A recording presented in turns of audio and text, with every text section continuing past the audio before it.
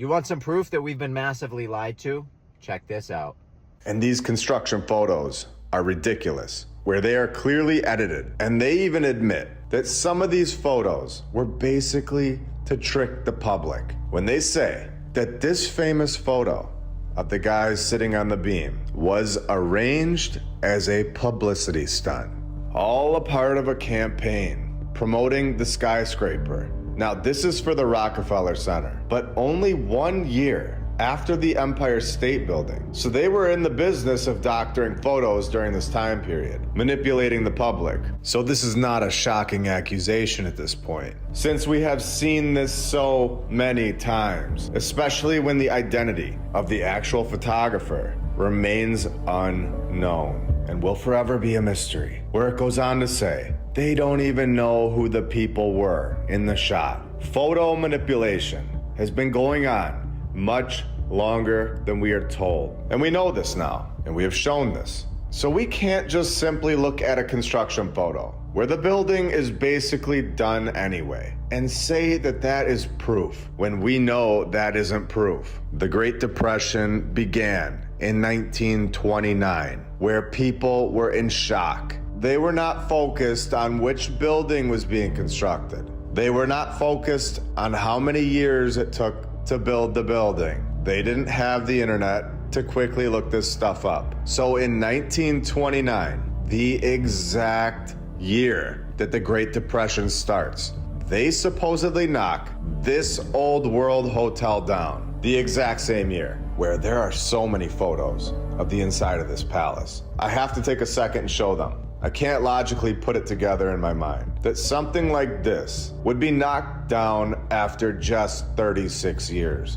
If you want to know my opinion, just looking at these photos, matching the dates up with the Great Depression, and then giving us the narrative that the tallest building in the world just shows up after a year with fake propaganda to convince the world, it just couldn't be more of a lie in my opinion. So they knocked this thing down, where we can come back to this hotel one day. There is so much in this narrative that I could do an entire episode on this one, but I want to go to the Empire State Building's website, giving us this timeline where they knocked down this hotel. And from 1929, they are able to destroy a building, clean the whole thing up, get the designs ready for the tallest building in the world, get all of the materials together, all during the Great Depression, where inside the building, they are telling us that the steel often arrived still warm from Pittsburgh, which is like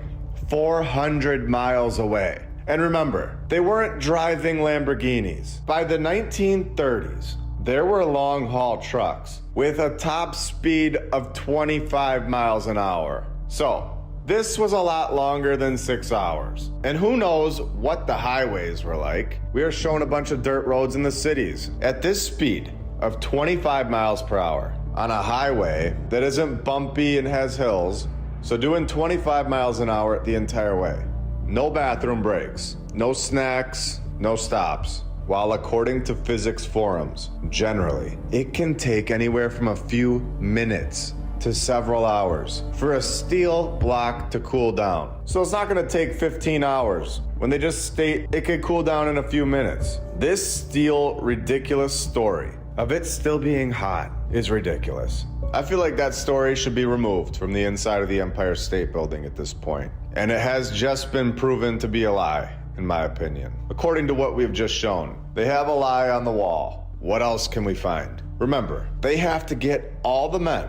They need to get everything ready. And then, after all that's done, knock out the tallest building in the world. All completed in 1931. When they start putting this building in the movies, like King Kong, and showing the world that this is the brand new building, where we all know how the industry works at this point. We all know how it goes. We know that it promotes the narrative that it wants to, and it promotes the that are in the group, and that's fine. They can do that. But it is our job to understand what is going on and what has been going on for a very long time, where it says it is the first of many iconic roles the building will play on the silver screen.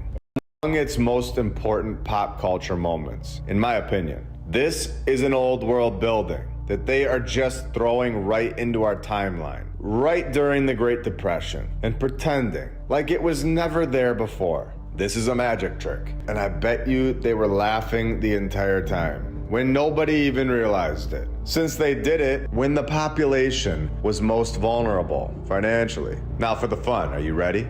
We are told something massive, something that will give this all away. Here we go. The firm was founded in 1920, a partnership of Richmond S. and William L. Richard was the administrator. Remember, the plans had to be perfect. He had to get the entire project of the tallest building in the world, get it all together in a single year, and completed, where it states that Richard's planning skills facilitated the completion of the construction in a year. Richard's planning skills were recognized. A man that had the same name as his dad, a teacher for 4 years, and a member of the Sphinx Society, where his legacy states that he was also the lead architect for the landmark 1937 Williamsburg houses, housing development. So are you ready to see what these houses look like?